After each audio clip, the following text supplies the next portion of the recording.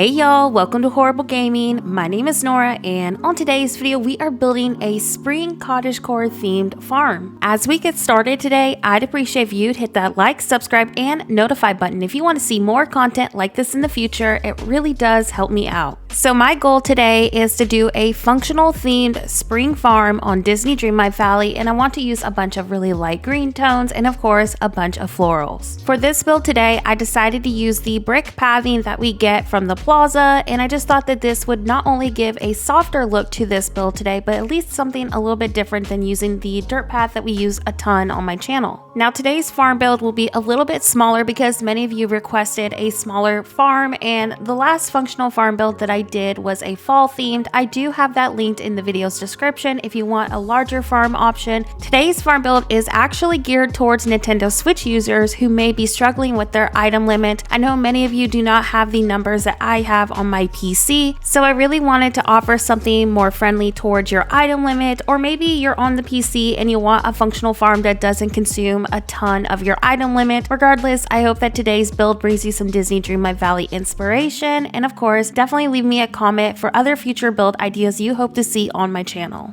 Since I want my pathway to be more cottagecore and natural, I'm gonna go ahead and hide the harsh edges with some different rocks and different bushes just to give it a more overgrown look. You could also go a more structured look if your item limit is too full for something more natural like I'm doing right now, but to kind of use less rocks towards the item limit, I'm gonna break up some of this pathing with bushes and ferns just to obviously give it a more overgrown look, but this is also using less items towards your item limit too. I also went ahead and did a rough draft of where I want my crop placement to be. However, the structure of this does change later in the video, but if you want something a little bit more simple, I think the placement of these crops where you're looking at it right now would be also great too. For the next stage of my build, I went ahead and placed some decor farm themed items, and I'm also going to fill in some of the empty grass locations with an item called beach grass, and you can find the beach grass under the furniture tab in the underbrush area. If you're a new player to Disney Dreamlight Valley though, you will need to have Dazzle Beach unlocked to be able to use this item, but I really love using it because you can cluster in different items inside of the grass, including different flowers and different bushes too. As mentioned earlier in the video, I made some adjustments to the crop placement. I really wanted to use the bordered dirt path over here to kind of divide all the crops into 4 different locations. However, I'm not done dividing these locations up. We actually do make a final adjustment to the dividing parts of the pathing. Eventually, I do reduce, instead of using 2 tiles between the carrots and lettuce, to actually just doing 1 tile of the dirt path instead. Now, if you prefer the thicker line between each of the crops, you can definitely keep it. I just personally like the single tile better, but I'm gonna go ahead and start detailing around my crops, and then we'll go ahead and extend our garden a little bit more. I'm also gonna fill in the empty areas beside the cottage with more bushes and trees. I'm gonna keep around here really natural because I'm kind of going for an enchanted cottage sort of look, and this is just my personal style, but you can definitely decorate around this however you choose. And just like the rough draft earlier in the video, you could also do a additional garden area, but I just really wanted this to be an overgrown forest sort of look behind the cottage. Once I fill in with more greenery beside the cottage, I'm going to go ahead and remove this pathway that was leading up to the plaza. I really want to remove this too, just because, as mentioned earlier, I want 4 designated areas to do crops. I do a lot of farming in Disney Dreamlight Valley, so this is just more functional for me. And then we're going to go ahead and make some final adjustments to this location. Eventually, I'm going to let the pathway kind of curve towards the left, and I feel like this is a great way to transition into more natural like builds, or you could have a transition over to a cottage neighborhood build. I do have an idea on this in my video tab if you want to check it out. And then for the next stage of our build today, I went ahead and moved over Wally's garden, as I thought it looked really nice with this build and just made more sense because I want all of my farming things in one location. And then next, to detail this spot a little bit more, I'm gonna make a cobblestone pathway that leads to the Glade of Trust. Now, when I was working on this location, I noticed I couldn't get the rocks right at the edge of my map, and this kind of bothered me. So to detail this spot a little bit more and to blend it out a little bit better too, I'm gonna place a additional tree and some more underbrush to kind of give this spot a more overgrown natural look. After a few final details, this is how our springcore farm turned out in today's speed build. I really hope it brought you some Disney Dreamlight Valley inspiration. I tried to do a little farmer's market area to the right of this build, and that's still a work in progress. progress. Eventually, I would love to do a giant spring-themed farmer's market build in my peaceful meadow, so I'm really hoping that in this new upcoming star path, we get some really great spring-like items. I personally feel like Cottagecore is really hard and limited in this game, so if we could get more items that kind of gear towards this theme, it would definitely make designing content like this a little bit better. But with our limitations, I think our spring farm today turned out super cute, and of course, I hope it brought you some Disney Dreamlight Valley inspiration. Before today's video also ends, I do want to give a huge shout out to all of my channel members. Thank you so much for supporting me as a creator. Just your support in general means the world to me. Thank you so much for watching and have a horrible day. I'll see you next video.